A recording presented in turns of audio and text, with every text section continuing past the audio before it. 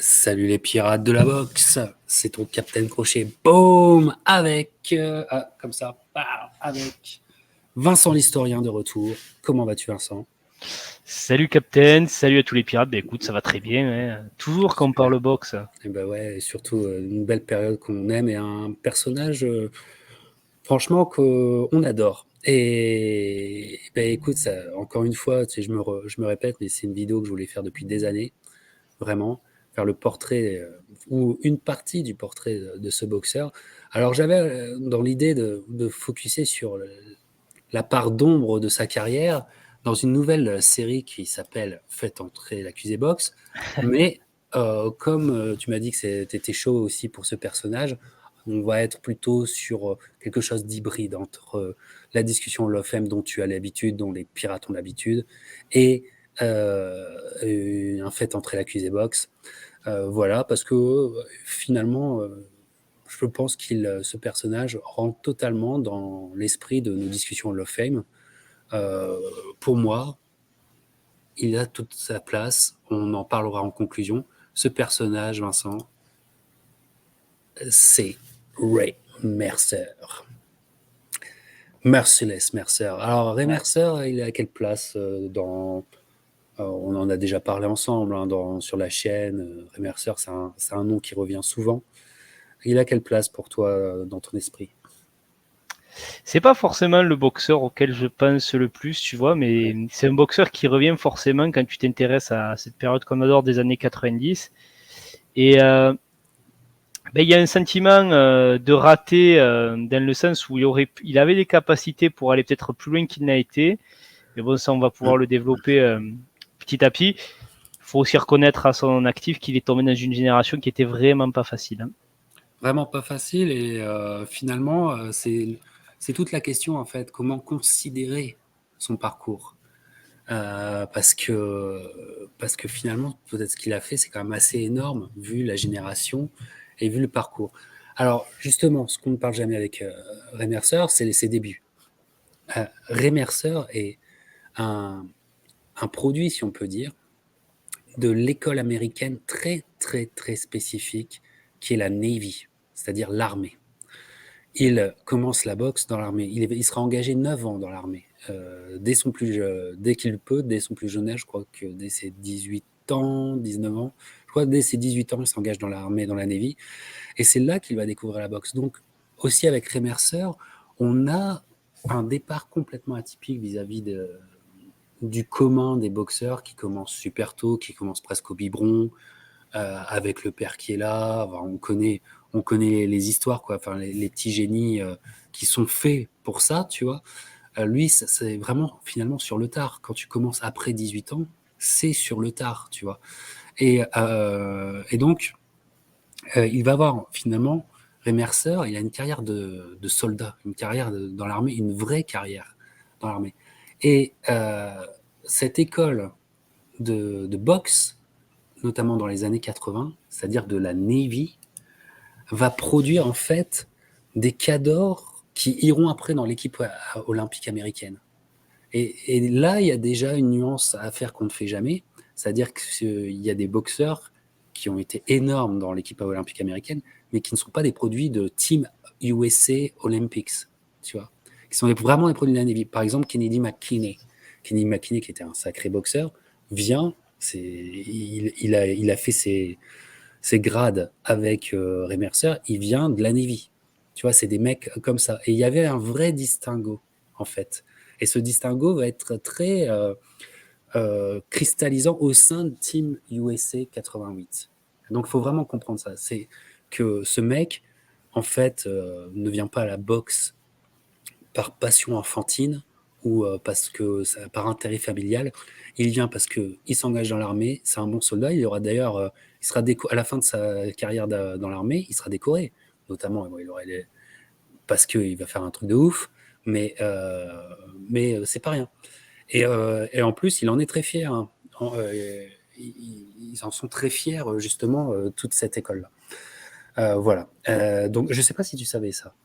Non, tu vois, ça, c'est vraiment un détail que j'ignorais de sa carrière, Emercer. Ouais. Et donc, prodige, enfin, phénomène, quoi. phénomène. Il a des enclumes dans les poings, il sait s'en servir, il a une certaine intelligence pour comprendre tous les rouages du sport. Et donc, il est assez, enfin, il est plus qu'impressionnant. Voilà. Et donc, on sait qu'il va aller. Enfin, c'est un mec qui est fait pour les Jeux Olympiques. Voilà. Comme Kennedy McKinney d'ailleurs. Et, Et donc, il a, comment dire, son personnage qui va un peu faire fantasmer certains d'entre nous, c'est-à-dire Merciless, l'homme sans merci. Mais ça vient de sa carrière amateur. Ça vient parce que en amateur, alors la boxe amateur des années 70 et 80 était différente, enfin, était, on peut dire, dirigée un peu différent. Les combats étaient un peu dirigés différemment d'aujourd'hui, peut-être, tu vois, mais c'est KO sur KO. Et c'est surtout des entourloupes de Cubains pour que Félix Savon s'en sorte bien. Parce qu'il est mal. Parce qu'il est mal. Il est mal. Il lui a mis des étoiles dans les yeux, le rémerceur à Félix Savon. Enfin bref. C'est extraordinaire. N'hésite pas à m'interrompre, Vincent. Si non, mais vas-y. Là. Et donc, excusez-moi, la grippe est sans merci, aussi de mon côté. Voilà. Là, c'est une photo avant de partir à Séoul. Tu sais, ils ont leur uniforme. Ça sera Adidas qui fera les uniformes de l'équipe américaine de 88. Donc voilà. Il y va. Et finalement, son parcours pour l'Olympiade de Séoul, eh ben, on n'y pense jamais. On n'y pense jamais. Mais c'est un parcours, il met tout le monde KO. Il règle le problème pas du tout en amateur. Il met tout le monde KO. Ouais. KO, c'est une énorme... je suis allé un peu trop vite. Il met tout le monde KO. Et pendant longtemps, je ne comprenais pas pourquoi, tu sais, quand on parle des parcours olympiques fabuleux, on parle toujours des mêmes, et ils ont raison d'ailleurs, hein. Sugar Ray Leonard par exemple, et tout ça, mais on ne pense jamais à dire Ray Mercer. Et finalement, Ray Mercer arrive parce qu'il est déjà plus âgé que les autres,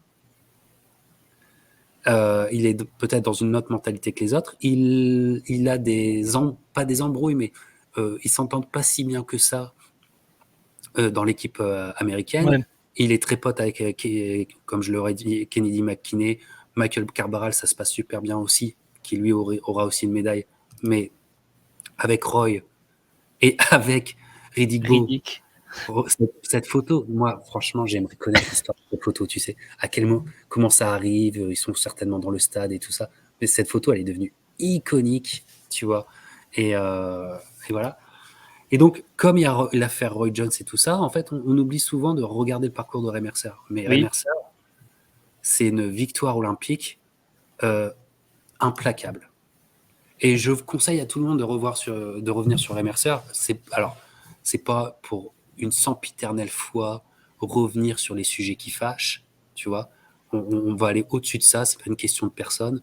Mais sur ces dernières Olympiades, vous le savez bien, 2016, 2012, voilà, la victoire de Joshua ou Yoka et tout ça est beaucoup plus questionnable. Alors que là, on est sur un truc, il n'y a pas de question à se poser. Ouais. C'est implacable. Implacable. Voilà. C'est quelque chose sur lequel tu t'es penché, ça. Alors, tu fais bien en fait de le rappeler parce que je m'y suis penché forcément en vue de la discussion, mais c'est vrai que tu as totalement raison en disant que c'est quelque chose qui passe un peu sous les radars, et moi-même, je me suis dit, parce qu'en fait, comme tu l'as dit, tu as le cas Roy Jones, tu as peut-être ce cas aussi où bizarrement, toujours le champion lourd est dans l'ombre du super lourd dans ces compétitions, et c'est vrai que tu ne penses pas forcément.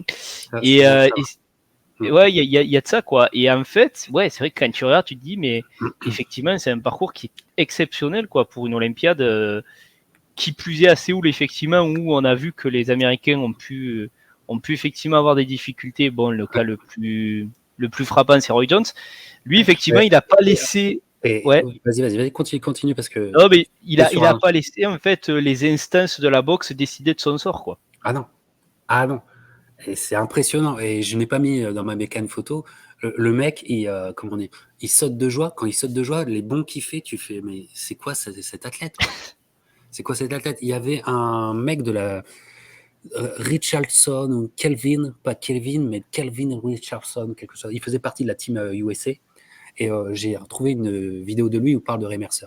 Il disait Ray Mercer, quand il arrivait dans l'équipe américaine, on jouait au basket sans élan, il dunkait.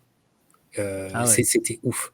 Les sparring avec lui, il faisait tellement mal, on lui mettait euh, plus de bandages, des gants de 16 oses, et il arrivait à encore faire mal à tout le monde. C'est pour ça que, selon lui, c'est pour ça que Riddick Bowe, il voulait pas. Et c'est pour ça que la bisbille avec Riddick Bowe, elle commence vraiment là. Hein. Mais surtout, c'est une victoire implacable comment dire, qui aurait dû être encore plus utilisée, même politiquement. Regarde cette photo de ouf à la Ouais. Maison Blanche, tu vois. Ah oui, oui. Pourquoi? Parce que le super lourd, c'est Lennox Lewis, hein, c'est Riddick Bowe qui perd. Oui. Michael Carbaral, il perd aussi en finale. Et puis surtout, il y a l'équipe de basket qui perd, en demi-finale contre l'URSS. Et Ah là, oui. c'est une catastrophe. Les Jeux Olympiques de Séoul, c'est une catastrophe. Il y a Ben Johnson qui gagne. Après, il y aura le scandale du dopage, mais qui gagne contre Carl Lewis. Enfin, Carl Lewis, à mon avis, il était autant chargé que Ben, hein, mais c'est pas le problème. Mais il y a toute cette Olympiade qui a une sorte de marasme. Il y a Roy Jones Junior. Séoul, c'est un marasme pour comment dire, l'esprit américain, tu vois. Mais par contre, il y en a un qui sort du lot, c'est Ray Mercer, quoi. Parce que, Eh oui, oui. encore une fois, c'est incroyable. Et pourtant, ils vont pas réussir. Le business va pas réussir à en faire de lui une méga star comme maintenant c'est le cas, c'est-à-dire champion Oui. olympique. Allez, voilà. C'est pas du tout ça qui se passe. Pourquoi, selon toi? Moi, je te donne mon idée, c'est qu'il arrive déjà âgé pour l'époque. À l'époque, on est dans l'esprit Tyson, c'est-à-dire que Tyson a mis dans l'esprit qu'à 20 ans, tu dois déjà performer de Mm. ouf chez les pros. Et lui, il arrive, il a chez les pros, il va avoir 29 ans. Il est proche de ça, il est bien entamé sa 28e année, il est à 29 ans. Donc, finalement, il va pas avoir tu sais, un chemin fait pour penser sa carrière. Qu'est-ce que t'en penses, Vincent? Ouais, ouais, c'est vrai, mais je pense qu'effectivement, moi, j'en reviens pas à la même idée que, paradoxalement, même si lui a fait l'or, il a été complètement dans l'ombre de Riddick Bowe, parce que Riddick Bowe, tu remarques que d'entrée de jeu, la carrière est bien prise en main, et très rapidement, c'est travaillé en termes de promotion et tout. Et lui, Il effectivement, revient je bien. crois que... Il était dans le Don, mais avec Rick Cuban. En quelques mois, ils arrivent à redresser la barre comment dire, de l'intérêt. Effectivement, c'est ce qui fait que, comme tu le dis, dès 90, 91, on s'enthousiasme pour Riddick Bowe. T'as raison. Pour Riddick Bowe, ouais. Mais Ouais. c'est vrai que tu as souligné, j'y avais pas pensé, la question de l'âge, parce que c'est vrai que tout ça le fait attaquer tard. Et effectivement, ouais, même du côté promotionnel, tu peux te dire, est-ce que ça vaut vraiment le coup de s'y investir? Il arrive aussi une période qui est pas facile, les pauvres, parce que tu l'as dit, il y a deux grosses stars qui éclipsent un peu tout. Il y a Tyson Holyfield, c'est déjà sur les bouches de tout le monde en 88 en fait. Et il y a une mentalité. Il y a une mentalité. Encore une fois, ce n'est pas un projet de toujours la boxe pour Ray Mercer. C'est arrivé parce que c'est un athlète hors pair, qu'il a compris le sport, qu'il a des aptitudes physiques extraordinaires.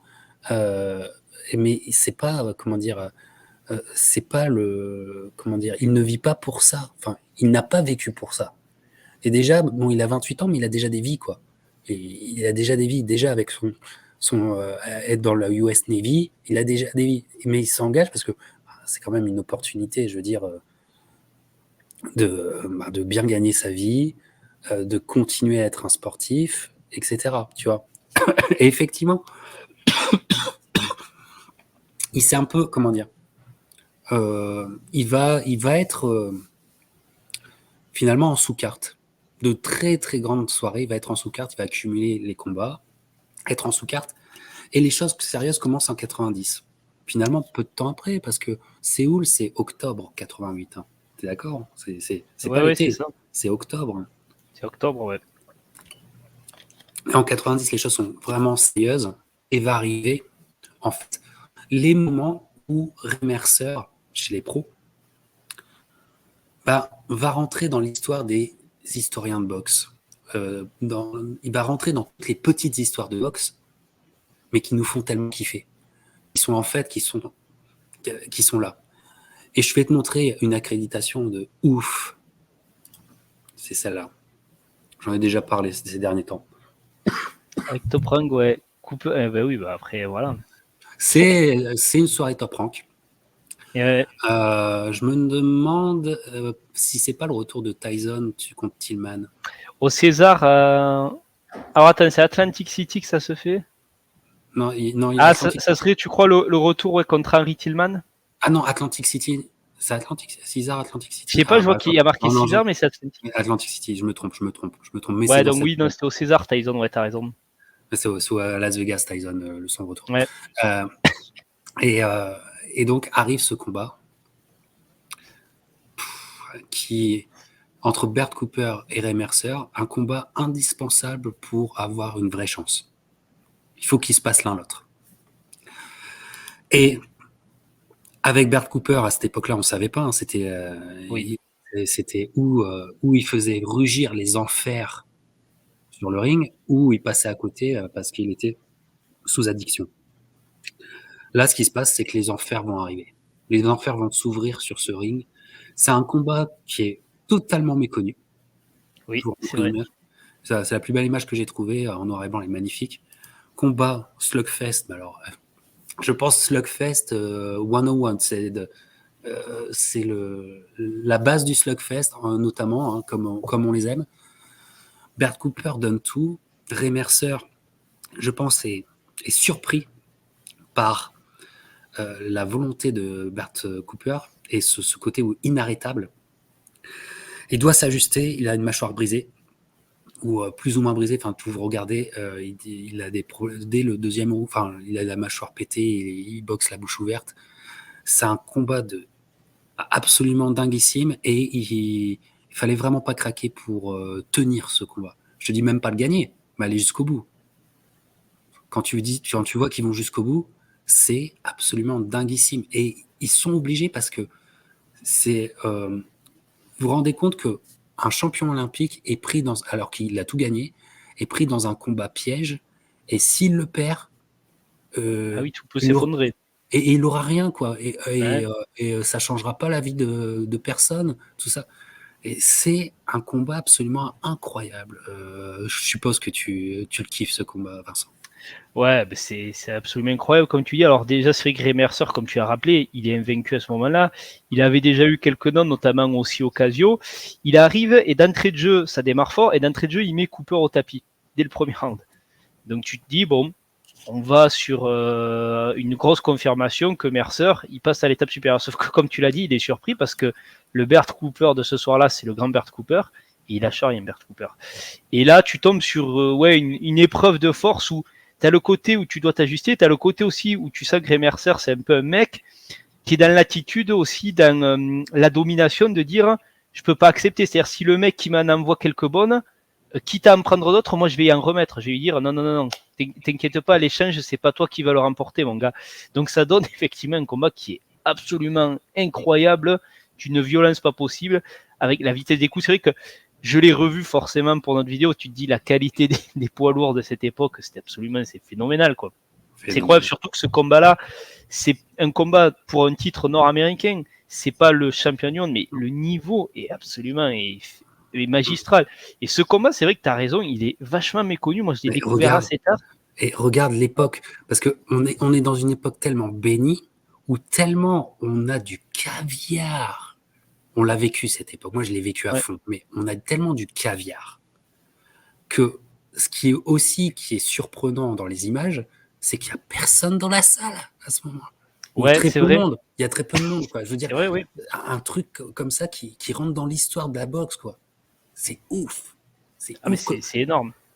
C'est énorme et c'est vrai que c'est un combat, c'est un régal, quoi. À voir, c'est absolument. Et puis d'ailleurs, tu te demandes comment comment les deux tiennent ça, ce rythme, c'est fou, quoi. Cette violence, ces impacts, parce que des deux côtés en plus ça frappe comme c'est pas permis. Franchement, c'est incroyable. Et puis ça fait très très mal. Et pour l'anecdote, intelligence après cette sortie de cet enfer sur Terre. Honnêtement, regardez ce combat. Ray Mercer va prendre, à l'époque, c'est beaucoup, mais il va prendre 5 mois pour revenir sur le ring. Ouais. À l'époque, c'est beaucoup. Et il le dit lui-même parce que quand Bert Cooper va décéder, c'est finalement Ray Mercer qui fera beaucoup d'interviews pour parler de Bert Cooper et de reparler de ce combat. Donc revoyez en 2019, Ray Mercer a beaucoup parlé de ce combat et de Bert Cooper évidemment. Et il dit que j'ai pris 5 mois pour bien me reposer pour repartir parce que je savais que si je faisais la même erreur que Bert, ma carrière elle aurait pas été la même. Et c'est quoi l'erreur de Bert? C'est que Bert Cooper, après cette guerre, 2 mois plus tard, il revient à son monde. Contre qui? Contre Eddie Bow. et qu'est-ce qui se passe? Il se fait atomiser. Ah oui. Et tu as l'impression que Bert Cooper, c'est un pantin. Tu sais, si tu regardes que ce combat, tu comprends pas, quoi. Tu ne comprends pas. Mais en fait, si tu comprends, il est remonté trop tôt. Et c'est bon, c'est la carrière de Bert Cooper. Hein. Bert Cooper, c'est aussi quelque chose, quelque part, qui rejoint le narratif dont on parlait tout à l'heure, c'est-à-dire que dans l'esprit des gens, à ce moment-là, Boff prend le devant sur Emercer. Voilà. Parce qu'ils n'ont pas forcément cette analyse de dire l'autre, Voilà. il est rincé, c'est de dire ah ben Boff, il l'a atomisé plus facilement, quoi. Exactement. Comme si c'était des personnages de jeux vidéo de Street Fighter. Exactement, voilà. C'est ça. Exactement, tout à fait. Mais il était amoindri, Bert Cooper. Mais il reviendra fort, c'est ce qui est fou avec ce mec. Ce qui est absolument dingue. Et on va reparler de Bert Cooper, puisque les discussions Hall of Fame ou toutes nos vidéos, finalement, d'histoire de boxe sont interconnectées. Et c'est d'ailleurs pour ça que ça me fait plaisir que tu sois là.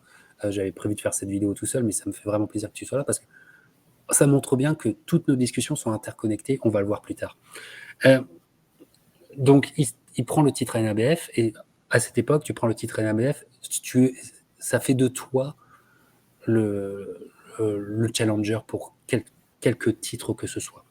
Ça va arriver avec cette nouvelle fédération qui est prise de haut, mais finalement, encore une fois, quand tu reposes les choses, c'est peut-être le meilleur démarrage d'une ceinture. Je te parle chez les lourds. Oui. Hein. Je parle chez les lourds. Oui. C'est le meilleur démarrage d'une ceinture, en fait. C'est ça qui est fou, et que les gens ne voulaient pas voir, que HBO ne voulait pas voir, enfin, qu'on refusait de voir à l'époque. Hein, tu sais, même des grands journalistes, et d'ailleurs, un journaliste qui a fait la boxe Jean-Michel Rouet, qui a fait la boxe dans les années 80 et début 90, pour l'équipe et pour la France, finalement, c'était un discours boxe. Il était le mec qui avait le discours boxe, il ne supportait pas l'idée de la WBO. Ce qui se comprend à l'époque, tu vois. Mais totalement. Tu te replonges à l'époque. Si aujourd'hui on te dit l'IBO, alors je ne sais même plus si elle n'est pas validée en plus maintenant, mais ouais. Tu te dis c'est toujours une de plus. Déjà que le système des 3 ceintures a été critiqué, mais forcément. Voilà, une de plus, voilà. Mais maintenant, avec le recul, et pugilistiquement parlant, c'est-à-dire juste sur la qualité intrinsèque de ce qui t'est proposé sur le ring, c'est le meilleur démarrage. Pourquoi? On oublie. Mais Ray va affronter donc le gars qui a la ceinture. Et le gars qui a la ceinture, connu ni d'Ève ni d'Adam. Sauf que c'était quand même un Olympien. Oui. Sauf que quand même, c'est médaille d'argent à Los Angeles. Oui, en 84, ouais. 84, c'est ça, ouais. C'est Francesco Diamani. Et il ressemble à rien, Francesco. Moi, franchement, tu penses que c'est Quasimodo en plus grand, quoi. Tu vois, il ressemble à rien. Mais ça fait mal. Hein. Ça fait mal sur Et puis il est vaincu, hein. Il a vaincu, il a la ceinture. Et puis pour lui, c'est un combat au USA, Atlantic City, là où ça se passe, dans l'optique de peut-être refaire des combats aux États-Unis et de plus en plus lucratifs. Tu vois ? Oui. Voilà. Oui, clairement. Je pense que son but aussi à lui, c'est de dire voilà, je vais essayer de partir à la conquête du marché américain. Exactement. Donc le Ray Mercer est looké, là, short noir, bande jaune et verte, un petit look à la Tyson. Il a encore la jeunesse de la coiffure. Vous voyez Diamani en face. Bah, c'est un combat j'allais dire un combat de bâtard. C'est un combat. Ça fait mal. Hein. Parce que Diamani, en fait, il a un corps très particulier, très bizarroïde. Je sais pas ce que tu en penses. Mais il arrive comme personne jusqu'à là. Quand Bert avait quand même réussi. Mais à bien travailler au corps, et merci. Ah oui, oui, il est impressionnant, Damiani. C'est comme tu dis, son physique est assez traître parce que tu soupçonnes pas quand même. Il a même une bonne vitesse de bras. Et il est dur le mec. Hein. Pour boxer à l'intérieur, c'est vrai que c'est vraiment un sacré phénomène, mine de rien, Damiani. Sacré phénomène, c'est absolument incroyable. Énorme combat en fait. Mais Ah oui. Ray, et c'est là que tu Ray, Merciless, ça lui allait tellement bien, mais quel dur c'était. Quel dur, parce que honnêtement, les premiers rounds, Oui.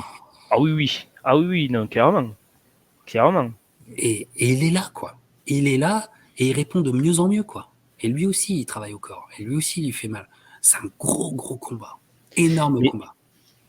Et vas-y. d'ailleurs, je me demande, je sais pas si qui est devant au point. C'est Mercer quand même. Au moment où parce que oui, ça Bonne va, question, je spoiler, me ça va souviens plus. s'arrêter. Je sais Et plus, ouais. Mais c'est vrai je, que le début est quand même bien pris par Damiani et Damiani, même dans les rounds où Mercer est très actif, se montre d'une rudesse. C'est un combat entre deux durs effectivement et ça se clôt d'une façon assez incroyable.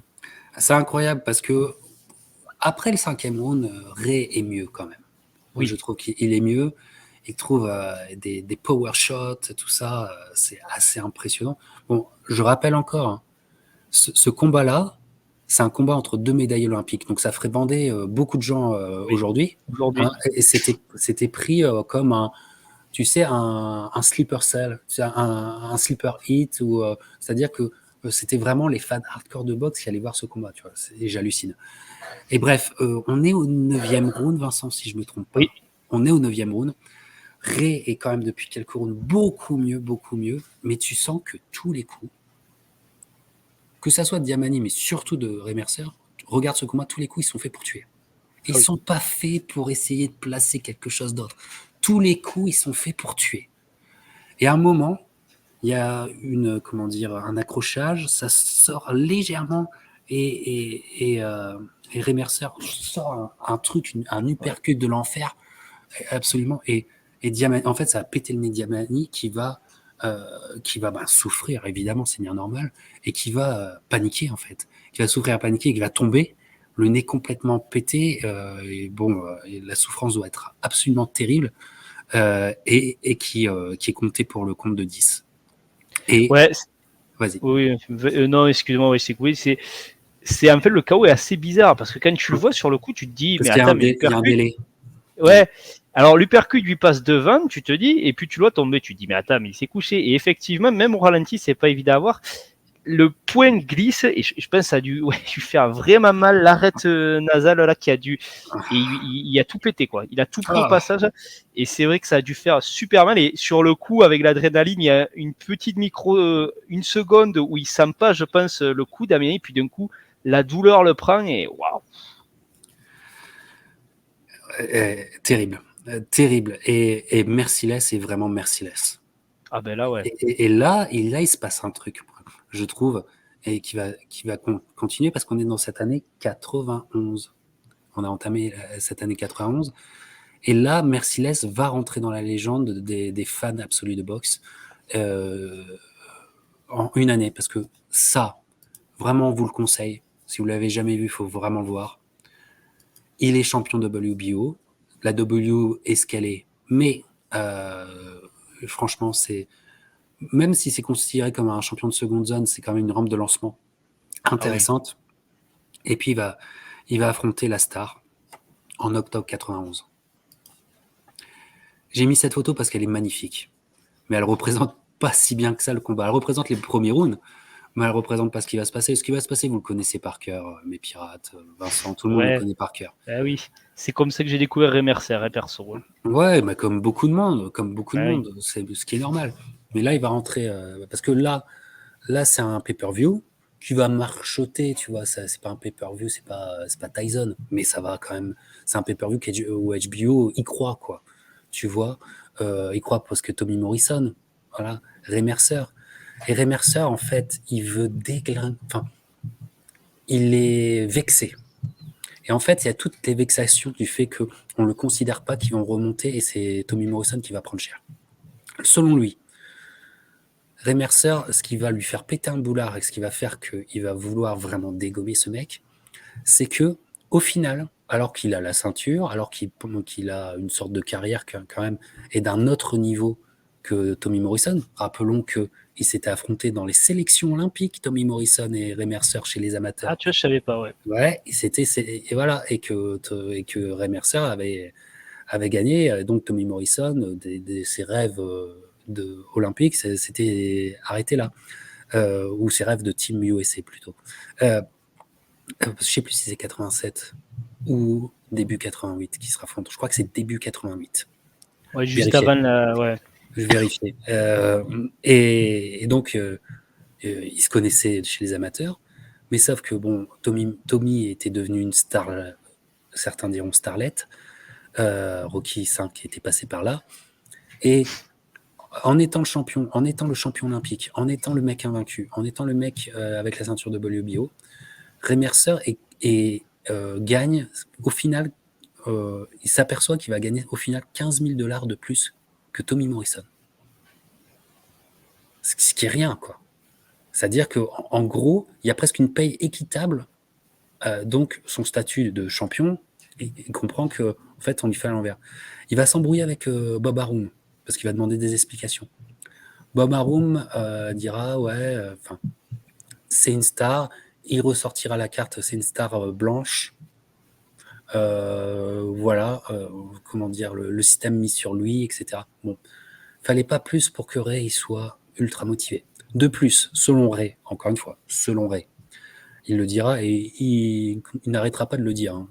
Vous pourrez retrouver 2 interviews différentes où il dit Tommy Morrison, selon lui, était sous stéroïdes à cette époque-là. Et il le savait, et son game plan, c'était d'attendre le fatiguer toute la mi-combat pour que la deuxième partie de combat lui fasse mal. Un peu, en gros, il voulait faire un peu le même game plan que contre Diamani. Final, c'est un peu ça qui se passe, Vincent. Oui, C'est un un plus peu ça qui se rapide. passe. Alors, moi, ma chaîne, parler en large à travers, avec Christian Delcourt, avec 130 livres, avec moi-même, de Tommy Morrison, Ray Mercer, parce que c'est un truc hyper important pour les fans hardcore de boxe. Mais vas-y, Vincent, fais-toi plaisir. C'est ton Non, mais moment. écoute, tout commence effectivement très bien pour Morrison, puisque le début de combat de Morrison est extraordinaire. Je veux dire, les ouvertures qu'il crée, tu as presque l'impression, franchement, des fois, de voir du Tyson. C'est-à-dire la vitesse, les combinaisons, la puissance. Et effectivement, tu te dis, à ce rythme-là, le réverseur, C'est ah ouais, quand magnifique. ça rentre en uppercut, là, et qui C'est remet le crochet du gauche derrière. round 2 ou round 3 où Mais il je est crois même dès le étincelant. premier round, non? C'est pas dès le Ouais, ouais, premier round ouais. qui lui met une combinaison de. Ouf. Et tu te dis, le réverseur, il va pas tenir. Surtout que tu connais quand même Morrison, tu sais que Morrison, ça tape, quoi. Mais il est Et tellement effectivement, focus sur son crochet. Il est tellement focus sur son crochet du gauche aussi, Tommy. Sur l'uppercut oui, et le crochet. Il est focus sur cette combinaison-là. Finalement, comment dire, c'est peut-être les meilleurs rounds de la carrière de Tommy Morrison. C'est certainement les meilleurs rounds de la carrière de Tommy Morrison, oui. pugilistiquement parlant. Mais il diversifie pas tant que ça, en fait, ses angles d'attaque. Enfin, bref, ça, c'est du chipotage. Excuse-moi, Vincent, continue. Non, non, mais après, ça rejoint ce que tu disais, c'est-à-dire qu'en fait, il va se passer plus ou moins ce qui s'est passé avec Damiani, mais en plus rapide, parce que peut-être le combat est parti de façon encore plus intense. Et à partir du troisième, vraiment, il me semble, Remercer est quand même mieux. Tu vois qu'il y a du mieux, tu vois que ça commence à avoir du répondant. Au quatrième, tu le sais aussi. Et au cinquième, au final, il y a ce moment où Morrison semble reprendre le dessus, amène Mercer dans les cordes, sauf que tout d'un coup, retournement de situation après un décalage, c'est Mercer qui désaxe et qui contre, et Morrison se retrouve touché. Et là, il y a cette fameuse scène ultra célèbre qu'on connaît tous, où Morrison se retrouve complètement sonné dans les cordes avec un Remercer qui enchaîne, un arbitre qui intervient trop tard et Morrison qui s'effondre comme une tour. Quoi. Ah ouais. Et là, le merciless, c'est là plus que jamais. À son paroxysme. Voilà. À son paroxysme. À son paroxysme, parce que le dernier coup qu'il lui met, c'est qu'il a vraiment envie de lui mettre. Tu vois, ah ouais. tu vois ce que je veux dire? Il a Ah oui. vraiment. Quand tu sais le background de ce combat au niveau mental pour Mercer, il a vraiment envie de lui mettre, tu vois. Et il lui met, et c'est l'effroi. Et Merciless, là, vraiment, c'est waouh. Parce qu'en fait, c'est comme un orage, quoi. C'est comme ça que la terreur arrive, tu vois. pour moi, c'est un des meilleurs films d'horreur de la boxe. Parce que, Oui, oui. comment dire, 10 secondes auparavant, tu peux pas voir le truc venir. Tu vois? Ah non, pas du tout. Alors, c'est extraordinaire. Et Ray Mercer, là, frappe vraiment un énorme coup. Énorme coup. Qu'est-ce qui va se passer maintenant pour son année? Et notamment pour son année qui a envisagé l'année 92. Et en fait, il va se passer quelque chose de très intéressant. Il le dira lui-même. Et c'est pour ça que moi, ça me passionne, les parcours, et c'est pourquoi les discussions en FM me passionnent. Parce que tu vois le destin en marche, et que tu prends une route, et donc il y a une autre route qui disparaît. Et il le dit lui-même dans une très bonne interview, il dit, en fait, mon erreur de carrière, mon erreur absolue de carrière, c'est quand je finis Morrison, quand je le finis, et que vraiment j'ai le choix, celui que j'aurais dû prendre, c'est lui. Ah, et ouais. C'est lui. Et ce qu'il dit, c'est que, et c'est mon copain, Bert Cooper, qui aura pris ma place pour ce combat. Et ce combat, j'en ai parlé avec Antoine de 130 livres dernièrement. Michael Moorer contre Bert Cooper, qui sera pour le titre WBO, justement, parce qu'il sera passé des choses entre-temps. Mais cette soirée-là, elle est énorme. Pourquoi? Parce qu'en fait, tu as tout le gratin, excepté Evander Holyfield et Mike Tyson, tu as tout le gratin de la boxe qui est là, ringside.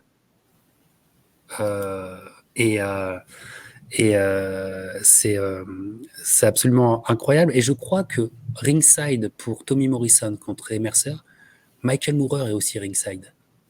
Voilà. Ils auraient pu vraiment déclarer le combat à ce moment-là. Et en fait, il hésite. Pourquoi? Parce qu'il y a un trouble fait qui sent le truc.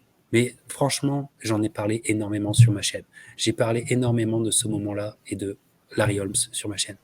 Mais ce trouble fait, cette intelligence supérieure qui est Larry Holmes, et qui voit le truc que, honnêtement, personne ne peut voir. Il se dit, le Ray Mercer, je peux le prendre. Et donc, il va arriver, et donc, alors que Ray Mercer se dit, Michael Moorer, c'est pour moi, on a quand même raté Michael Moorer, Ray Mercer. Hein. Ray Mercer, ouais. Et il n'y a pas que celui-là qu'on a raté avec Ray Mercer. Et ben, Ray Mercer, meilleure bourse, ça sera encore Atlantic City. Ok, ça va être un pay-per-view HBO. À l'époque, on appelait ça TVKO. Ok, et en plus, Larry Holmes, c'est un de mes héros. C'est un de mes héros. Et il dit, je regrette tellement d'avoir boxé Larry Holmes parce que j'ai pas été moi-même. J'ai pas une seconde été moi-même. Eh ben, ça s'est vu. Eh ben, ça s'est vu. Parce que regarde, le Larry Holmes, il fait quelque chose d'extraordinaire. À 42 ans, Larry Holmes fait quelque chose d'extraordinaire. Il le boxe. Il l'entourloupe. Il se met même dos aux cordes. Il se met dos aux cordes, il lui dit de venir, et il regarde la caméra et il dit, moi, je suis pas Tommy Morrison. Tu connais ce moment? Oui, il est culte, ce moment où il appelle le caméraman, et oui. Et écoute, et donc, erreur, parce que Ray Mercer, il n'est pas dedans. Il n'est pas dedans. Alors, ce qu'on ne sait pas à l'époque, c'est qu'il commence à avoir des manques de motivation à la salle, pour s'entraîner. Et donc là, on est dans une période où, voilà, il n'y est pas.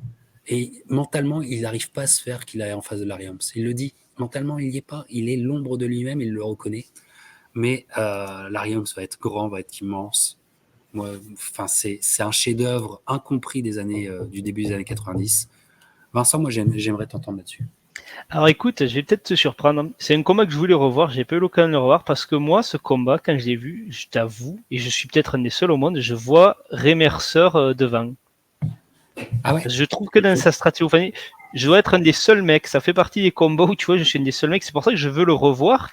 Parce non, mais c'est pas, comment dire, c'est pas une victoire large. Ça, t'as raison. Ouais.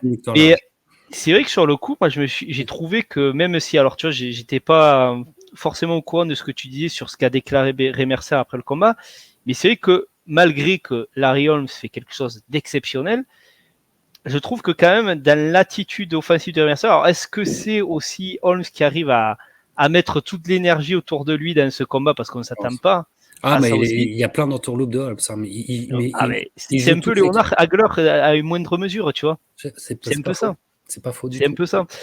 Mais et c'est vrai que du coup, c'est assez bizarre. J'aimerais le revoir aussi ce combat parce que Ouais. j'ai l'impression que mine de rien, Ray Mercer, il aurait peut-être pu l'emporter ce soir-là, tu Tu vois. sais, ce qu'on devrait faire, c'est qu'on devrait faire un live où on le regarde en même temps et on donne nos Ah ouais. impressions pendant le. Tu sais, on fait le commentaire On de fait ce les combat. commentaires. Voilà. Et on devrait faire ça, tu vois. On devrait faire ça, on fait les commentaires, on fait nos pointages, comme ça, tous ces moments questionnables, effectivement. Mais toujours est-il que, en fait, c'est un gros coup d'arrêt Ah, qui va faire mal à cette époque, parce que c'est une époque de caviar et sans pitié pour les boxeurs. C'est-à-dire que sûr. maintenant, on a des deuxièmes chances. Tu sais, maintenant, on a toujours des deuxièmes chances, des troisièmes chances, des quatrièmes chances et tout ça. Là, il y a pas de ça, là. Là, tu l'as vraiment, tu l'as dans le baba et ça fait chier, quoi.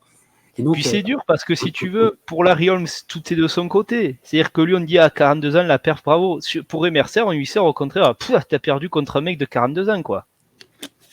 exact. C'est ça qui est terrible. C'est Ah, ça mais qui est terrible. cette époque-là a tellement été focus, les mentalités étaient tellement focus sur l'âge, Oui, tu sais, à partir de la quarantaine pour Foreman et Larry Holmes, tellement focus sur l'âge qu'on dénigrait l'adversaire. Tu dis, non, mais c'est pas possible, t'es plus jeune, tu devais gagner parce que t'es plus jeune.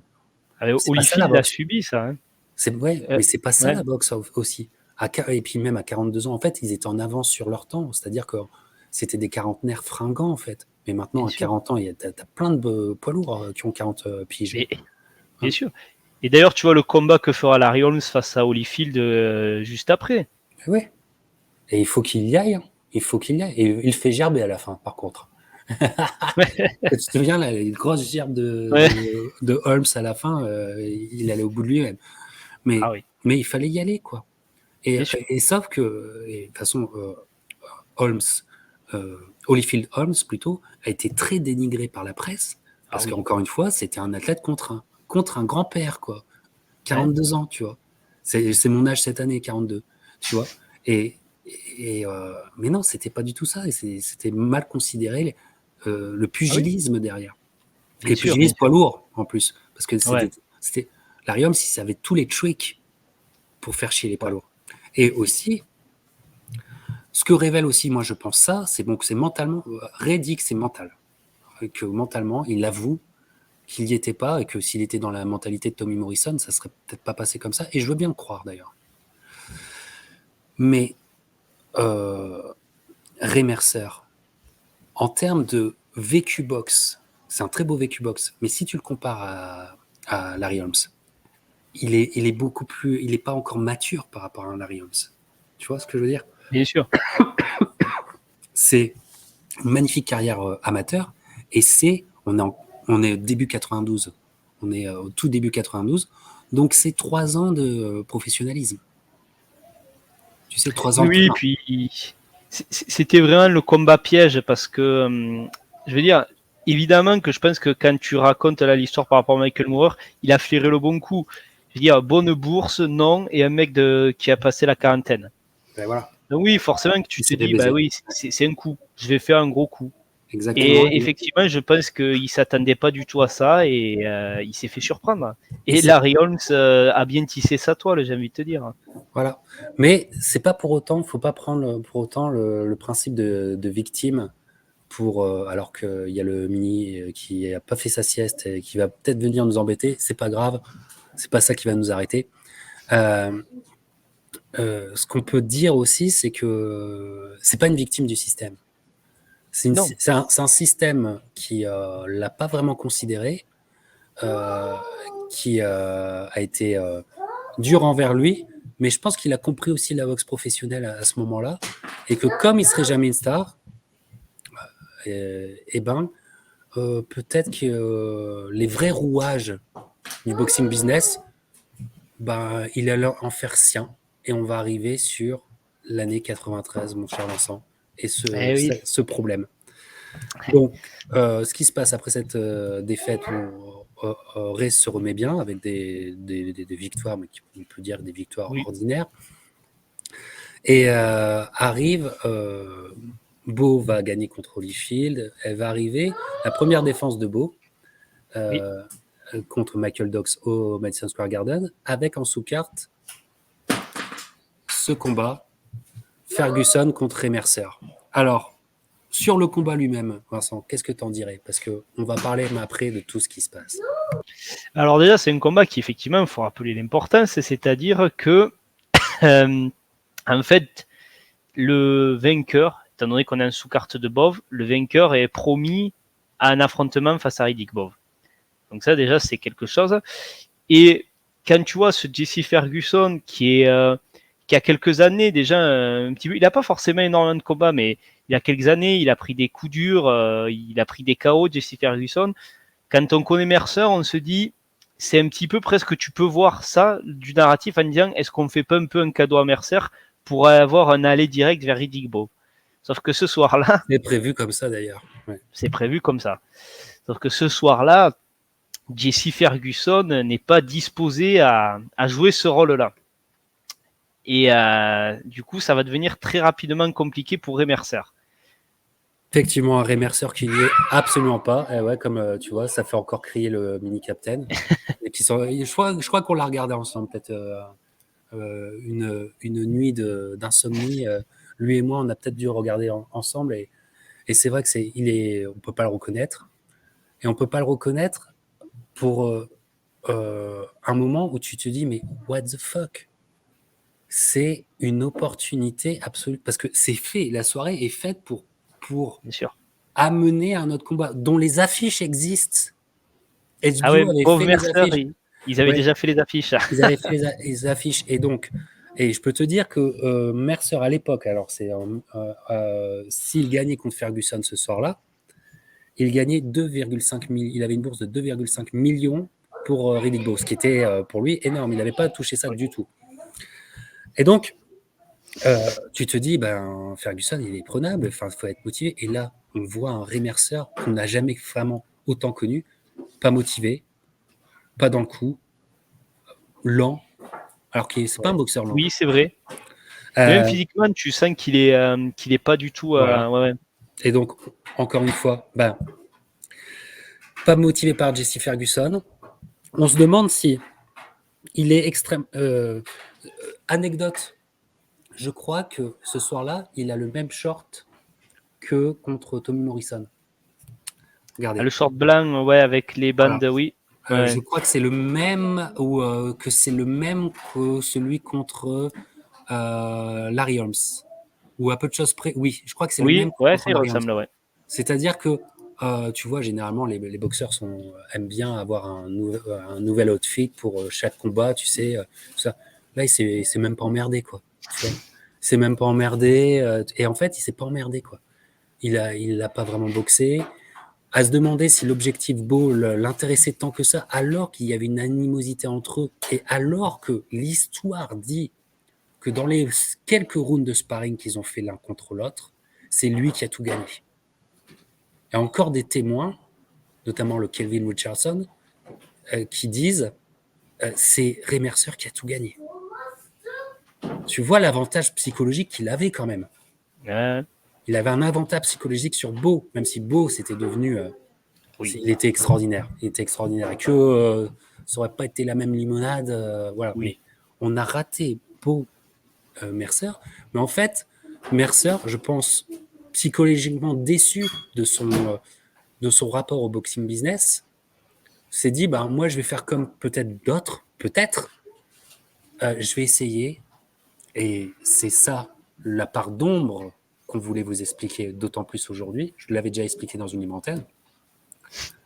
C'est que ce combat, en fait, il essaye de l'acheter, le Jesse Ferguson. Oui. C'est-à-dire qu'il y a eu, peut-être, ils se sont parlé avant le combat, qui lui a proposé, apparemment, selon Sport Illustrated, parce que tu as la captation de la HBO, et après, tu as eu, 2 semaines plus tard, tu as eu un article sur ce combat dans Sport Illustrated, et Sport Illustrated, vous le savez, j'en ai déjà parlé souvent, c'est hyper important à l'époque, qui reparle de ça, et qui, eux, auraient entendu, alors ils auraient entendu des phrases comme tu peux avoir l'argent dès demain matin, ils sont dans les corps à corps, ils lui parlent comme ça. tu peux avoir l'argent dès demain matin, je n'ai jamais menti. Il aurait dit ça. Et donc, la captation de HBO, plus l'article de Sport Illustrated, va faire que, bon, déjà, d'une part, il va perdre le combat connement, parce que Jesse Ferguson, en fait, va l'affermer et va, en fait, ne pas accepter de se coucher. Et donc, il va gagner le combat. Et donc, c'est une défaite. C'est donc la deuxième défaite de Ray Mercer, mais c'est une défaite. Là, c'est une défaite indigne, quoi. C'est une défaite indigne pour ce qui était Ray Mercer. Vas-y, continue, Vincent. Oui, je crois que même il parlait que, soi-disant, il aurait proposé 100 000 $ ouvertement. Je crois que c'était ça le montant qui avait été dit. Voilà. Donc, ouais, non, mais c'est comme tu dis. Et donc, c'est une tentative de corruption en direct. En direct. Le mec se fait capter par les micros. Ouais. Se fait capter par les micros. La tentative de corruption. Voilà. Donc, avec HBO plus pour les illustratifs qui en met une couche, il y a le procureur de New York. Oui. Le procureur de New York. Alors, je crois que le procureur de New York s'appelait Robert Morganto. Et Robert Morganto, il se dit, alors les procureurs, la justice américaine, c'est compliqué parce que il y a des gens qui sont élus, donc il y a beaucoup de politique dans la justice américaine. Et donc là, il se dit, tiens, c'est une affaire de corruption sportive, je vais m'y mettre. Parce qu'à l'époque, il faut comprendre que New York, la pègre de New York avait encore des billes dans la corruption, notamment dans le hockey. Ouais. Les Icelanders, c'est une équipe qui était totalement corrompue à cette époque-là. Voilà, dans le hockey, il y avait des énormes problèmes. Donc, il s'est dit, tiens, là, c'est tellement gros que je vais être un procureur qui va mettre la main dans les affaires de corruption sportive. Voilà. Et en gros, il pouvait... l'objectif, c'est peut-être qu'il y a un procès à Ray Mercer qu'il n'y aura pas.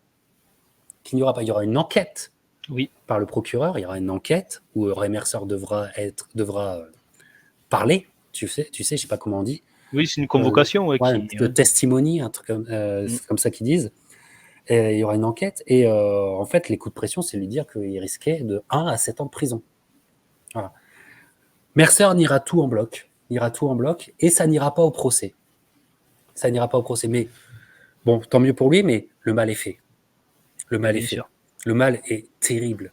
Et Ray Mercer, en fait, ce moment-là va faire que Ray Mercer n'aura plus du tout la carrière qu'il aurait dû avoir. Et qu'on va passer à la trappe encore plus qu'on le faisait parce que la qualité de sa carrière qu'il avait fait jusqu'alors. Ça va devenir le corrupteur passif, qui en plus est tellement mauvais à corrompre, qui perd connement un combat et qu'on passe à côté d'un duel de poids lourds qui est finalement un véritable manque dans l'histoire des poids lourds. Hein. Parce que les duels de personnes, c'est ce qui fait la grande boxe. Enfin, c'est ce qui fait la grande histoire, tu vois. Ce qui fait les livres de boxe. Ce qui fait qu'on va encore parler pendant 107 ans, tu vois. Et on a raté. Mais quelque part, c'est lui qui ne le voulait pas, quoi. On a raté Bo Mercer, c'est lui qui ne le voulait pas. Qu'est-ce que oui. Là, il est impardonnable. C'est-à-dire que moi, je ne sais pas quel a été son niveau de préparation pour Jesse Ferguson, parce que honnêtement, Jesse Ferguson, bon, il a été dans un grand soir, mais il était largement prenable pour Ray Mercer. Largement prenable, bien sûr. Largement prenable. Donc, qu'il se fasse avoir comme ça, je sais pas qu'est-ce qu'il en était avec Bof, parce que le truc, c'est que si tu proposes quand même une corruption, c'est que derrière, tu espères que le mec se couche pour aller vers Bof. Donc, il devait bien vouloir ce combat à un moment donné, Ray Mercer, mais je sais pas je pense que tu as dit tout à l'heure que c'était un gars qui a commencé peut-être à ne plus fréquenter la salle. C'est un mec qui peut-être a commencé à se dire, je vais faire l'effort qu'il faut le faire. Et Jesse Ferguson, il n'avait pas envie de faire d'efforts, et il l'a payé très cher. Il n'avait pas envie de faire d'efforts parce qu'il était... Ce qu'on ne comprend pas, c'est qu'il n'était pas la génération 90 des autres mecs. Il était un peu plus âgé. Il avait une autre vision des choses, tu sais. Et en plus, avec un business il voulait pas tellement de lui que ça. Donc, il avait fait... Tu sais, en fait, il avait acquiescé au fait que il se vivait pas comme une star. Ouais. Le système lui avait bien dit que c'était pas une star. Champion olympique, hein. Dégommage de Tommy Morrison, Le système lui dit que c'est pas une star et il comprend quoi. Il comprend. Et donc, en fait, tu vois, il se dit, il fait de l'argent, il fait des gros combats et voilà. Et en fait, il y a une démotivation psychologique pendant le combat de Larry Holmes qui a été terrible pour lui. Ah oui, Parce que je purée, crois là. pas que c'était un corrupteur de toujours. Je crois qu'il a essayé, mais comme il a essayé tellement mal, sans savoir comment, en fait, tu vois, en fait, justement, ça s'est vu, et que il aurait jamais dû tenter ce coup mesquin, quoi. Mais Et ça c'est le terrible. problème qu'il y a, c'est que oui, dans la boxe, on sait que la boxe a sa réputation aussi pour ça. Donc, t'es pris en flagrant délit, évidemment que ça jette tout un truc sur ta carrière. C'est-à-dire qu'il y a des mecs qui vont nous dire, ah ouais, ben alors on ne sait pas, ça peut-être c'était truqué aussi, si tu veux. Alors qu'en soi, en fait, si tu t'intéresses un peu à cette histoire, les combats arrangés, c'est pas un truc si récurrent que beaucoup le croient dans la culture populaire parce que c'est assez dur à monter. Il faut déjà que les deux parties et que l'autre partie accepte. Enfin, bon, bref. Ouais. Mais c'est vrai que oui, ben forcément ça te jette un truc sur ta carrière qui est assez énorme, quoi. Puis bon, en plus, je veux dire, c'est la pire histoire qui peut t'arriver. Tu essaies de corrompre un mec qui est un outsider, tu perds, donc quelque part, c'est presque une histoire de film, quoi. C'est presque une fable, le truc. C'est le méchant à la fin, c'est le vrai méchant, Remercer, et il a perdu, quoi. Il y a rien qui va pour lui, quoi, dans cette Il n'y a rien histoire. qui va. Effectivement, tu as raison. Il y a absolument rien qui va. Finalement, c'est ce moment-là, ce moment Jesse Ferguson, qui sera vraiment Jesse Ferguson, et son surnom, c'était le Boogeyman. Un surnom un peu too much pour ce qu'il était. Oui. Même s'il les a. Enfin, c'est un mec de l'époque quand même, qui les a affrontés Oui. et tout ça. Bref. Et Jesse Ferguson, en fait, c'est que, en fait, dans ces années-là, on boxait. On boxe. Donc, il y a beau avoir cette affaire-là. Ray Mercer, il continue de boxer. Et en fait, il y a un deuxième combat avec Ray Mercer. Ouais. Et oui, Mais oui. ça, je l'ai jamais vu, par contre. Ça, bon, je l'ai, comment dire, j'ai pas fait mes recherches, mais je l'ai jamais vu. Mais il y a un deuxième combat avec Ray Mercer dans la même année, en fait. Ouais, Dans la même en année. novembre. Et ça finit en split décision. Pour te Ouais. dire que c'était une emmerde à boxer pour Ray Mercer, tu vois. Ça finit en split Oui. décision pour Ray Mercer, quoi. Et c'est vrai que oui, mine de rien, tu as raison de le dire, parce que bon, on dit il était peut-être pas en forme face à Ferguson, mais peut-être qu'effectivement, des fois, c'est des oppositions de style à la boxe, peut-être que le Ferguson avait un profil qui vraiment ne correspondait pas à Mercer. Après, il y a autre chose aussi, c'est que Ferguson était dans une toute autre confiance après le premier combat, peut-être. Il s'est dit, pour que le mec il soit allé jusqu'à me proposer ça en plein combat de façon assez folle, c'est qu'il était vraiment désespéré, donc il est peut-être arrivé au deuxième combat avec un surplus de confiance, Jesse Ferguson aussi. Et c'est vrai que comme toi, j'ai jamais vu le combat par contre. Ouais, non, il faudrait qu'on se le mate. Je sais même pas s'il est disponible sur YouTube, j'ai pas Bonne regardé. question, Ouais. bonne question. Le premier, avec cette histoire de corruption, il est disponible, vous pouvez le trouver Il est facilement. culte, ouais. Mais le deuxième, faut le trouver. Et donc, changement de carrière, en fait. Parce qu'il a beau avoir des victoires, Ray Mercer a continué à boxer. Le mal est fait. Le mal est trop grand. Et donc, Ray Mercer n'est considéré, ne va être considéré que comme. Et c'est terrible, parce qu'on est en 95. On est 94, 95. C'est-à-dire qu'on est 6 ans après sa médaille olympique. 6 ans après une médaille olympique, on connaît ça. Mais là, on est dans un changement fou de gatekeeper, quoi. Mais de gatekeeper d'Ultralux, en fait. Il a un gatekeeper d'Ultralux et comme ça, regarde, pour moi, c'est significatif. Il va refaire des victoires et tout ça, il va avoir un autre grand combat. Voilà. Et ce combat-là, alors, l'affiche est découpée, mais simplement ce que je veux dire, c'est que l'affiche, c'est Holyfield Mercer qui arrive le 20 mai 95. Holyfield Mercer, c'est le retour de Holyfield à la boxe après un an de hiatus, après sa défaite contre Michael Moorer. 94, 22 avril 94, évidemment Caesar Palace de Las Vegas. L'affiche, il y a le nom Mercer, mais tu cherches, tu trouveras pas sa photo. Ah ouais, on en est là, quoi. C'est On en est arrivé là. The Warrior Returns. Donc là, c'est gatekeeper dans les choses. Mais maintenant, il faut remettre dans le contexte. Et maintenant, il faut remettre vis-à-vis de la vérité boxe du moment. Un retour à la boxe de Holyfield face à Ray Mercer, c'était couillu. Oui. Ah bah oui. C'était couillu. Ah ouais, mais à l'époque, c'était. euh, à l'époque, je me souviens très bien, ce combat, je le vois dans l'équipe du dimanche, le 21 mai, le dimanche soir. Et minuit, j'en peux plus, mais je le vois. Mais c'est un combat où, en fait, on dit ok, c'est un retour. Il a besoin de plus, le Holyfield. Tu te rends compte à quel point la qualité de tous ces combats de l'époque était vraiment pas pesée à sa juste mesure. Ouais. Ah oui.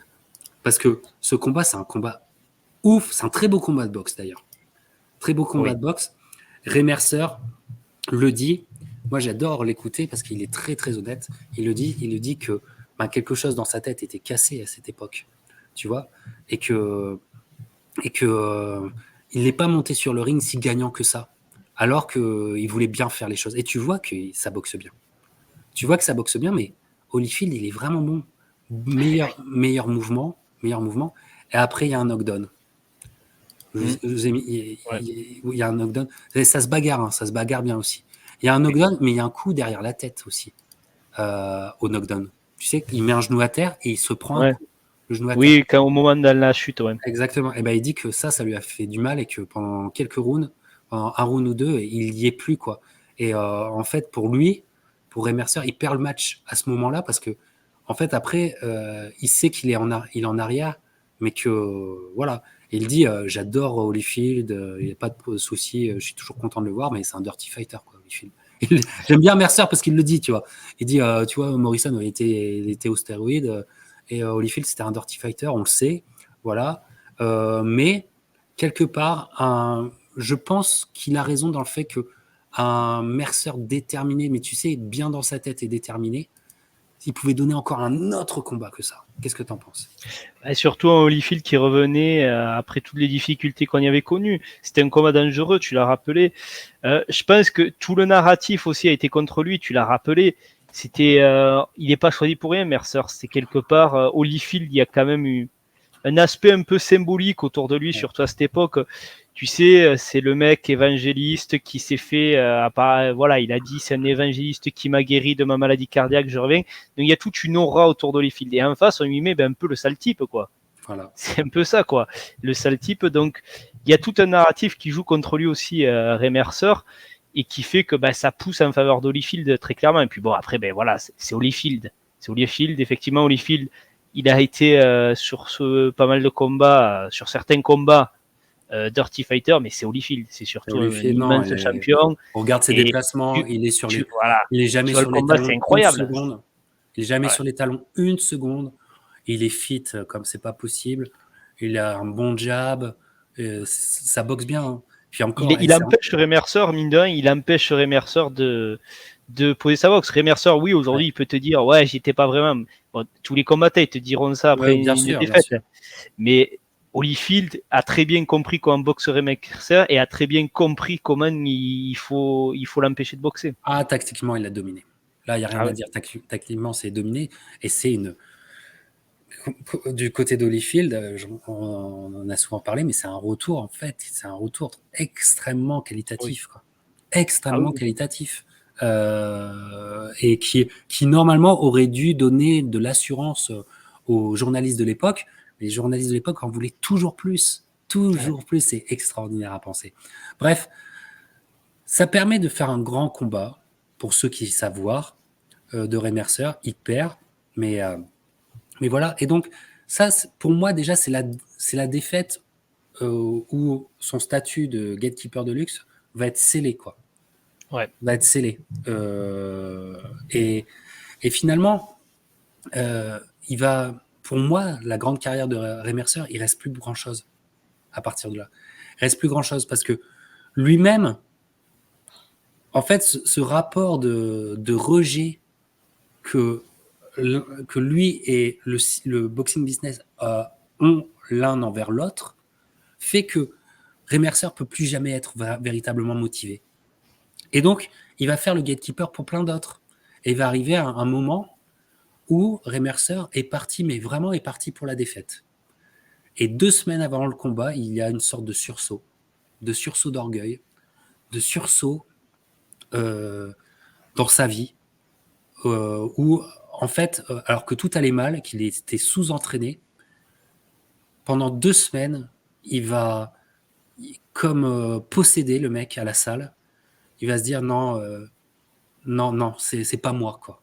C'est pas moi. Et ce moment, c'est ça. C'est Lewis contre Mercer dans Ok. cette soirée. Où Holyfield décevra, par exemple. Oui. Et il y a Tim Witherspoon aussi. Notez qu'il y a Tim Witherspoon. Ah oui. C'est important Et pour la suite. Ouais. c'est important pour la suite. Et Lennox Lewis, Ray Mercer, en fait, euh, c'est un Ray Mercer qui a ce sursaut d'orgueil que tout champion a. C'est une soirée où Ray Mercer veut prouver des choses à la terre entière contre Lennox Lewis. On ne se rend pas compte aussi que ils s'étaient croisés, bien sûr ils n'avaient pas combattu, mais ils s'étaient croisés en 88 et que une animosité était aussi intervenue entre eux. C'est normalement Lennox Lewis qui est aussi dans son moment de comeback depuis 2 ans et qui normalement est dans la route pour Tyson, normalement. Et il y a Emmanuel Stewart qui est dans le coin. Enfin, c'est le nouveau Lewis. Alors Lewis se plaindra du petit ring que c'était. Bon, quand je vois le combat et quand je vois les petits rings du Casino de Montréal avec Mbili et avec Akhmoudov là, je me dis que le ring du Madison Square Garden, il n'était pas si petit que ça. Ça, c'est ce que je me dis. Bon, effectivement, c'est pas le plus grand des rings, mais toujours est-il que Ray Mercer, en fait, euh, je me demande s'il boxe Lewis ou s'il boxe la terre entière dans ce combat. Tu vois ce que je veux dire? Ouais, bien sûr. Il boxe la terre entière. Regardez déjà comment il entame le combat quand il est présenté. Regardez comment il est motivé. Il boxe la terre entière dans ce combat. Alors, est-ce qu'ils étaient chargés, pas chargés, tout ça, c'est peut-être même possible, c'est forcément. Mais il va lui mettre le combat dans la gueule à Lewis, comme personne n'a mis un combat dans la gueule à Lewis. Ah, et ça en mange hein, des coups de Lewis. Ça les mange. Mais Ah Mercer, oui, ce la droite. soir-là, ce Mercer, il veut. Je ne sais pas s'il veut gagner un combat de boxe, Mercer, ou s'il veut prouver aux gens que c'est un bon boxeur, c'est un guerrier, et que c'est pas le mec que les journalistes ont décrit. Qu'est-ce que tu en penses, Vincent? Ah bah oui, oui, ça a failli très mal tourner pour Lewis d'ailleurs, parce qu'il s'en sort avec une décision majoritaire qui est pas illégitime, mais ça aurait très bien pu basculer dans l'autre sens, parce que Mercer, comme tu dis, il amène le combat dans la gueule et le met dans des situations, dans des positions à chaque fois inconfortables. Il a aussi, je pense, l'expérience de son combat contre Larry Holmes, donc du coup, il se fait plus forcément avoir de la même façon qu'il pouvait se faire avoir. Et ouais, tu sens qu'effectivement, il y a un besoin de prouver quelque chose. Malheureusement pour lui, je crois qu'en fait, le résultat, ça sera que les gens diront ah ben Lewis, il est pas si fort que ça en fait. Plutôt que de reconnaître que Ray Mercer, il fait un tour de force ce soir-là. Franchement, c'est le drame de sa carrière. Ouais. C'est le drame de sa carrière. C'est toujours de voir de l'autre côté. Je veux dire, Tommy Morrison, c'est la grande défaite de Tommy Morrison. Ouais. C'est le retour de Holyfield. C'est le questionnement sur Lewis. Ouais. C'est comment dire, le grand comeback de Holmes. C'est terrible. Hein. Ouais. C'est terrible pour. Oui, c'est vrai, il est toujours du mauvais côté de la barrière. Ouais. Il est toujours du mauvais côté. Et donc, finalement, bah, ça, encore une fois, tu sais, comme un clou qu'on enfonce toujours plus, c'est Ray, on ne veut pas de toi quelque part, tu vois. On ne veut pas de toi en tant que, tu sais, en tant que le champion, en tant que le name, tu vois. Mais c'est un combat qui reste encore dans l'histoire. Hein. Ça, ce combat, c'est un combat qui reste dans l'histoire. Les fans de boxe adorent ce combat et continuent de parlementer sur ce combat. Et ça, c'est très bien d'ailleurs. Et donc, Ray Mercer, ben là, vraiment, je pense que là, c'est terrible parce que s'il avait la soirée pour lui, je crois qu'il aurait été d'un sérieux, je crois vraiment qu'il aurait été d'un sérieux et qu'il aurait eu une carrière où les opportunités seraient arrivées.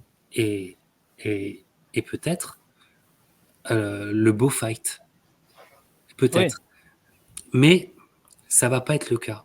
Et ça va pas être le cas selon moi, la grande carrière de Ray Mercer s'arrête là. Oui. Parce que c'est la dernière opportunité et la grande opportunité. Et quelque part, l'histoire est incroyable quand tu sais la remettre en contexte. Mercer va avoir un gros combat en sous-carte de quoi? En sous-carte du rematch de Riddick Bowe contre Andrew Golota, qui est pour moi un des plus grands combats de l'histoire, malgré la disqualification, qui est pour moi un des plus grands combats de l'histoire. Et il est en sous-carte pourquoi? Parce que si ça s'était super bien passé pour Bowe, qu'est-ce qu'il voulait? Il voulait quand même le faire à la suite de ça, tu sais. Ce qui va se passer, c'est qu'il va tomber sur un excellentissime boxeur qui n'a jamais été considéré comme il fallait, mais nous avons fait une vidéo pour le faire. Oui. Cette vidéo-là, je vous conseille, avec évidemment Vincent et moi-même, sur les Alphabetic Belt Champ, sur ces mecs qui ont obtenu une ceinture ou qui ont été des noms dans des périodes où finalement l'ombre de Tyson était trop grande, de Holmes, etc. Ouais. Et dans tous les portraits qu'on vous a fait, on vous a fait le portrait de Tim Witherspoon, qui est un immense poids lourd de l'histoire de la boxe, tout simplement. On vous en a parlé. Et ce qui arrive, c'est que Witherspoon et Mercer, donc, vont s'affronter. Mais quel âge ils ont, les mecs? C'est pas des jeunes. Ah non, pas du tout. C'est finalement des vétérans, mais qui sortent un combat. Ouais. Mais qui sortent un combat, putain. Non, mais le volume de coups. Vous vous rendez compte qu'on a eu Mercer Witherspoon et Golota Bowe le même soir. Ouais. Et ben Witherspoon qui était un sacré boxeur, mais qui était un sacré boxeur, poids lourd. Le mec était fait pour les poids lourds. Tim Witherspoon et Ray Mercer vont sortir un énorme combat. Mais honnêtement, là, alors qu'il a été le dindon de la farce plusieurs fois, Ray Mercer, là il a une victoire. Mérite-t-il la victoire? C'est un immense combat, mais mérite-t-il la victoire, Vincent? Moi, je me suis pas forcément amusé à scorer. Je pense que j'aurais quand même plus donné à Witherspoon. Bon, comme tu dis, il est méritant. Les deux sont très méritants de toute façon dans ce combat. Mais c'est vrai que c'est un peu le paradoxe. C'est-à-dire que là, il a la victoire alors que ça fait 2 combats qu'il a perdu. Et effectivement, c'est pas la plus légitime. C'est qui plus est face à un Tim Witherspoon qui, comme tu l'as rappelé, n'est plus tout jeune, mais encore dangereux, comme il le prouve. Mais une fois encore, le narratif n'est jamais pour lui. C'est-à-dire qu'on lui dit, il a une victoire contestée face à un vieux champion. Voilà, on lui dit ça. Et donc, en fait, Mercer aurait dû être étincelant, peut-être allongé pour 10 minutes Witherspoon pour que le système dise « Ah, bah ok, allez, on peut lui offrir un autre combat. Un grand combat. Grand combat. » Ça ne sera pas le cas. Pour moi, c'est l'arrêt de la grande carrière poids lourd de Ray Mercer. Ouais. Et en fait, on est en 97, tu sais. On va arriver en 97 et c'est la fin de sa carrière. Il aura encore des combats, mais il va avoir. Il y avait un combat qui était prévu contre Andrew Golota, justement, qui va pas se faire. Il va se blesser, il va plus y être. Je pense aussi qu'il va divaguer aussi. Je crois qu'il va attraper l'hépatite, pour dire que voilà. Et donc il va avoir des moments, des années où il sera plus là. Il va revenir. Et puis finalement, moi je ne supporte pas de regarder en fait sa carrière. Pour moi, c'est de l'après-carrière à partir de là. Ah oui. Moi, je le considère vraiment comme ça. Pour moi, à partir de 97, c'est de l'après-carrière. Et donc, il refera une série de victoires qui feront qu'il il ira en Allemagne ou ça sera aux États-Unis Non, c'est aux États-Unis que ça se fait à Atlantic City contre Vladimir Klitschko. Il perdra et ça me fait trop chier. Surtout que c'est le Vladimir qui est encore offensif quand même. Ouais. Donc ça varie corps face. Alors pour un vieux Remercer, c'était trop dur. C'était compliqué en 2002. Et puis après le mec était un athlète né. Donc, il va s'ouvrir à d'autres trucs, le kickboxing. Il y a un combat contre Shannon Briggs que je supporte pas parce que bon, le Shannon, il est chargé. Enfin, c'est évident qu'il est chargé comme un mulet. Ray Mercer n'y est plus. Enfin, je veux dire, un combat comme ça, Ray Mercer en 91, il le pétait.